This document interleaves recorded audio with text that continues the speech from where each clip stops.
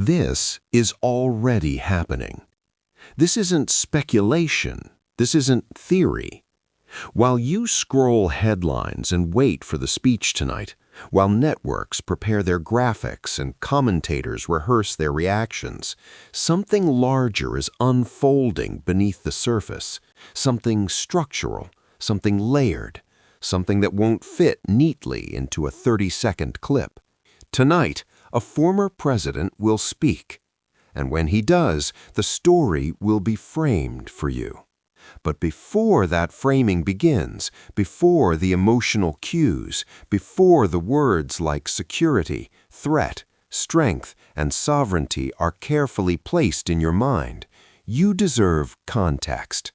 Because whoever controls the narrative controls perception, and perception shapes reality. So let's begin not with opinion, not with ideology, not with party loyalty. Let's begin with structure. Over the past several years, the relationship between the United States and Mexico has become more than a border issue. It is economic architecture. It is supply chain strategy. It is geopolitical positioning. Mexico is not just a neighboring country. It is one of America's largest trading partners. It is deeply integrated into U.S. manufacturing. It is central to the reconfiguration of global supply chains. In a world where tensions between the United States and China have reshaped trade patterns, corporations have increasingly turned to nearshoring, moving production closer to home. Mexico has become a critical node in that transition. Automotive manufacturing, electronics, industrial components, energy infrastructure. This isn't symbolic, it's billions of dollars in capital investment. And when capital concentrates somewhere, governments pay attention. Not because governments and corporations are identical, but because economic stability, political legitimacy, and strategic influence are deeply intertwined. That's not conspiracy. That's how modern states function. Now, zoom out. We're living through what many scholars describe as a period of global transition. The post-World War II order, dominated by American economic and military leadership, is being challenged in various ways.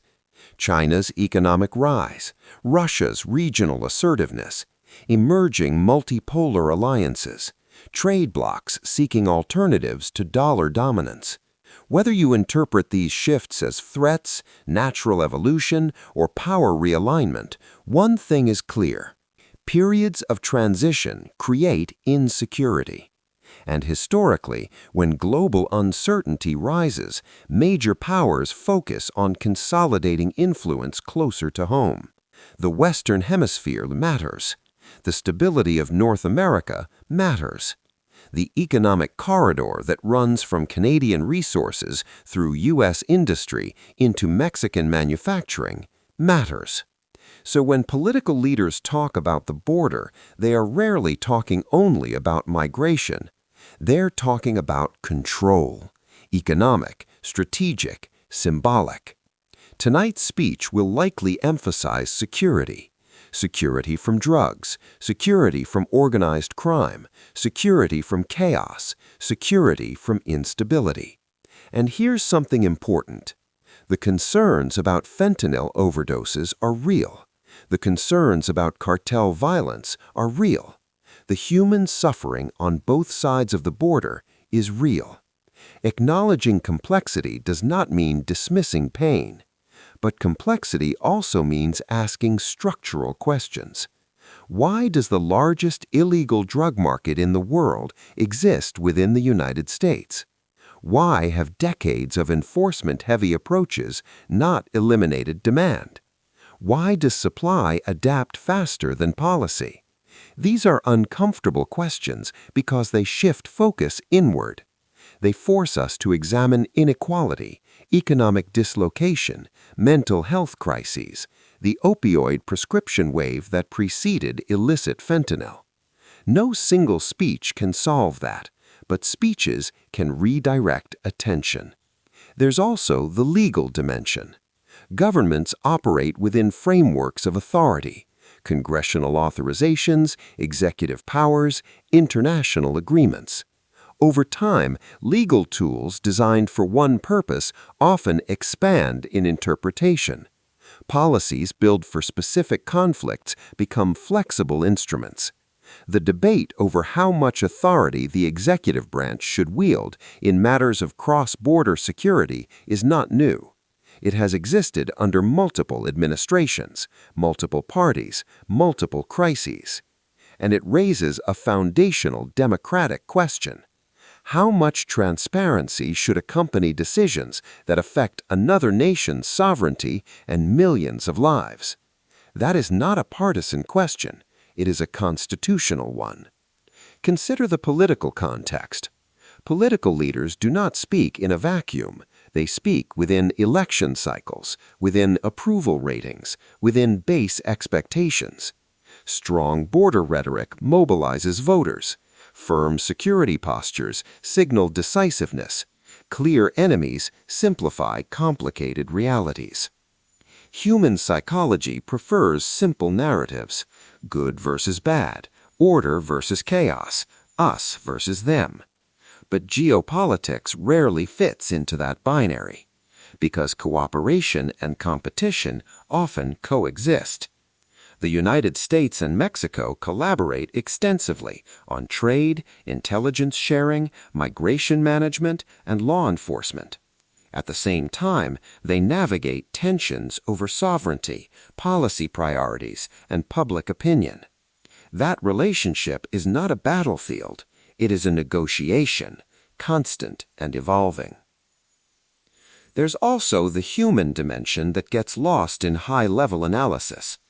Border communities are not abstractions. They're families, workers, small businesses, students. Mexican citizens are not chess pieces. American citizens are not pawns.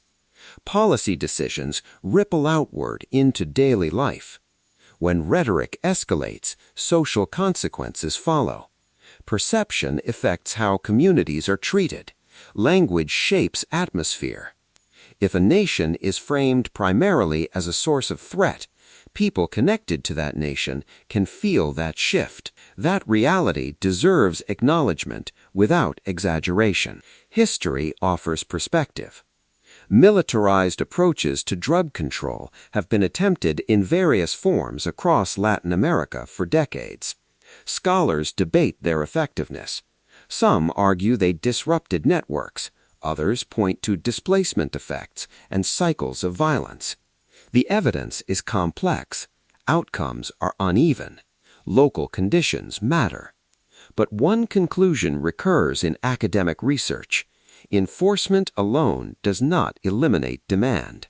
Public health strategies, treatment access, economic opportunity, regulatory reform. These components matter too. Yet they are less emotionally powerful than images of force. They are slower, less dramatic, less suited to prime-time addresses. So tonight, when you listen, listen carefully. Not cynically, not blindly, carefully. Ask, what problem is being defined? What solution is being proposed? What assumptions are embedded in the framing? What trade-offs are not being mentioned? Who benefits economically? Who bears the risk? What precedent does this set? Democracy depends not on constant opposition, but on constant scrutiny. It depends on citizens who neither accept every claim uncritically, nor reject every policy reflexively. It depends on attention. We're living in a fast-moving era. Global supply chains are shifting.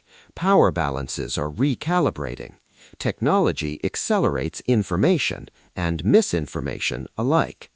In moments like this, clarity becomes essential. Not partisan clarity, structural clarity. Understanding how economics, politics, security, and narrative intersect.